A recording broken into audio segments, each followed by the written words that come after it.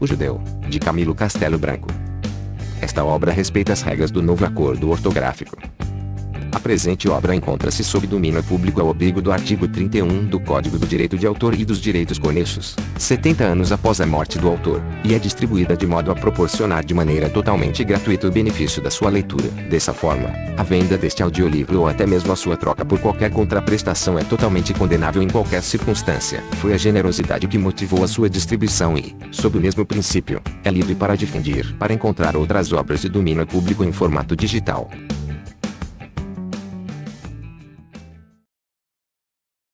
Isto é grave, porque é atroz. Alexandre Herculano. Da origem e estabelecimento da Inquisição em Portugal. Prólogo. A memória de Antônio José da Silva, escritor português assassinado nas fogueiras do Santo Ofício em Lisboa, aos 19 de outubro de 1739. Parte 1. Capítulo 1. Há um fenômeno moral, muitas vezes repetido, e todavia inexplicável, é a esquivança desamorosa de mãe a um filho excluído da ternura com que estremece os outros, filhos todos do mesmo abençoado amor e do mesmo pai que ela, em todo o tempo, amara com igual veemência. Tristíssima verdade, exemplificada como o principal dos absurdos e lamentáveis enigmas da condição humana. Mistério é este vedado às dilucidações filosóficas, e, portanto, mais defeso ainda às superficiais averiguações de um romancista, que, muito pela rama apenas imperfeitamente, pode desenhar o exterior dos fatos, abstendo-se de esmerilhar causas incógnitas ao comum dos homens. Exemplo desta aberração, se é que devemos chamar aberrações as deformidades morais que não dependem da vontade humana. Era uma nobilíssima fidalga, que, em 1699, residia no seu palácio da Rua Larga da Bem Posta, em Lisboa. Chamava-se esta dama Dona Francisca Pereira Teles, e era a esposa de Plácido de Castanheda de Moura, contador-mor dos contos do reino, e filha do octogenário Luís Pereira de Barros, comendador de Senhor João do Pinheiro, morgado da Bem Posta, chamado também o contador-mor, por haver exercitando aquele importante cargo, que renunciara no seu genro.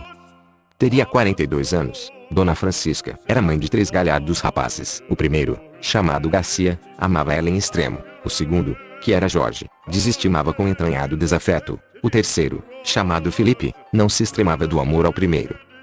Que havia de estranho e desamável em Jorge pareção assim odiosa? Qualidades justamente dignas de sentimento inverso. Na infância distinguira-se dos irmãos pela quietação e meiguice. Na juventude avantajava-se-lhes em aplicação e engenho na cultura do espírito. Já mancebo, se não era isento de culpas, seus irmãos excediam-no em crimes. Porque não amava, pois, Dona Francisca, de preferência, o filho Jorge, se os outros, sobre os serem ineptos, lhe estavam dando grandíssimos desgostos em cada dia. E mais triste coisa ainda, o pai compartia da indiferença, se não desafeto, da mulher àquele filho. Às estouviças de Jorge aplicava severa correção do vício, a libertinagem de Garcia e Felipe que chamava verduras da juventude. Jorge, porém, tinha um amigo na família, amigo que a providência lhe dera no seu avô Luís Pereira de Barros, pai da sua mãe. Afeiçoara-se o velho à mansidão do neto infantil, vira-o crescer nos seus braços com branduras amigadoras, como se a criança previsse o futuro desamor dos pais, e estivesse de contínuo a granjear a amizade do avô. Aumentava a ternura do velho à medida que o desprezo da mãe recrudescia. O menino, refugindo aos maus tratos dos pais, acolhia-se aos joelhos do ancião, que trêmulo de cólera, se erguia a exprobrar as ruins entranhas da filha. Isto, em vez de melhorar a posição de Jorge, agravava o quase ódio de Dona Francisca, porque saíam logo a conjurar contra o jovem a emulação de Garcia e Felipe, emulação fundada num tesouro, que o seu avô tinha escondido em lugar ignorado, tesouro de que, diziam eles, Jorge esperava ser herdeiro. A existência de um cofre recheado de moedas de ouro antigas e pedras de alto valor, trazidas das Índias e Brasil por pais e avós do contador-mor, não era imaginária, nem fabulada pelo velho, em razão de se lhe irem as faculdades morais desfalcando e deperecendo. Passara assim o caso. Luís Pereira de Barros, contador-mor dos contos do reino, assistiu com outros fidalgos do Paço ao jantar de Afonso VI, no dia 23 de novembro de 1667. Concluído o jantar, el rei retirou-se à sua câmara, e Luís Pereira ao seu quarto. Ao fim da tarde, entraram no paço violentamente João da Silva, tenente-general, e o Marquês de Marialva, à frente de alguns oficiais. Foram em direitura aos aposentos do rei, cujas portas fecharam por fora com chaves que levavam. Espertou o contador-mor ao insólito ruído que ia no paço, e correu aos quartos do rei. Um capitão de cavalos meteu-lhe uma espada à cara, e disse-lhe, recue, senão espeta-se.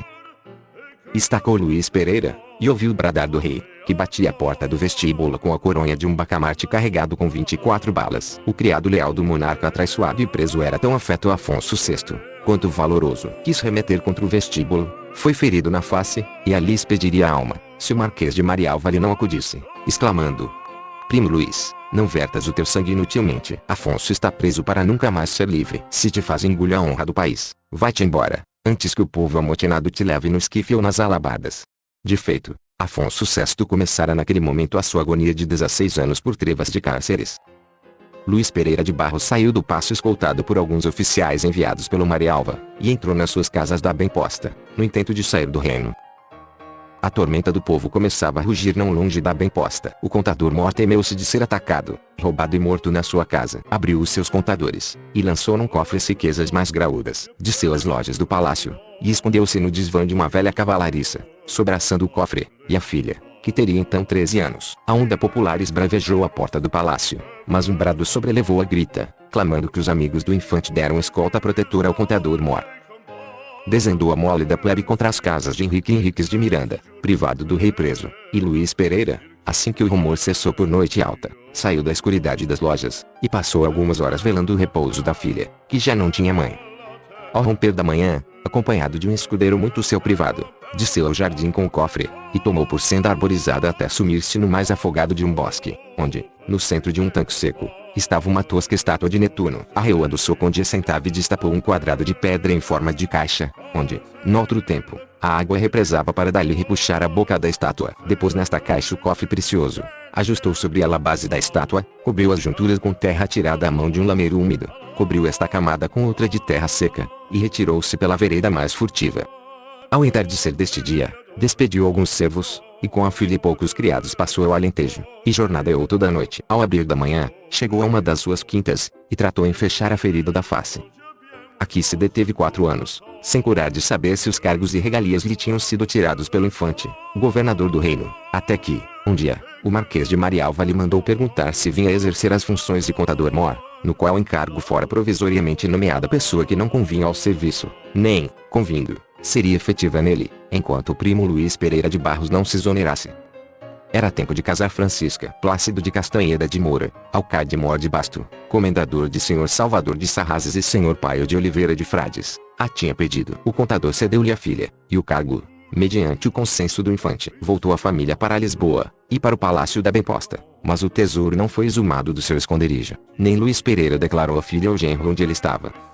Não tendes precisão do dinheiro nem das pedras, que lá estão, dizia ele. De um momento para outro, espero rebeliões e tumultos, porque o pobre Afonso VI tem amigos, e a divina providência não pode ver impassivelmente a perversidade com que lhe roubaram o trono, a mulher e a liberdade. Quando rompendo tem os tumultos, romperão as jaudas de salteadores, e então nos será preciso esconder o precioso. Deixá-lo estar, que eu não roenha as toupeiras. Quando eu vir o céu sereno, e a paz consolidada, então irei buscá-lo. E, se eu morrer de repente, já sabeis que trago neste dedo um anel, em cujo interior do aro encontrareis decifrado o enigma, sem recorredes ao livrinho de São Cipriano, nem às revelações das mouras encantadas ou desencantadas nos orvalhos de São João.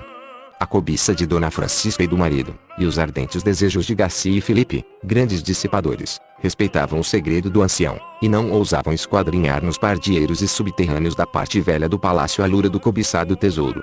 Eis a razão dos ciúmes da mãe e irmãos, quando viam Jorge mais querido do avô, e mais recolhido com ele em secretas conversas. Desde certo tempo, Luís Pereira, como desconfiando talvez que os perdulários sobrinhos se atrevessem, estando ele adormecido, a tirar-lhe o anel do dedo, quis, sem motivar o ato, que Jorge dormisse no quarto dele. Esta inovação mais assanhou a mãe. Todavia, o prudente marido observou-lhe que se houvesse de modo que não azedasse a ira do pai, sob pena e risco de alguma hora o velho dar o segredo, o cofre, e rica independência a Jorge. Ambiciosamente espiava Dona Francisca a modos de contraminar o afeto do velho. Deparou-se-lhe que a providência dos inocentes lhe inutilizou,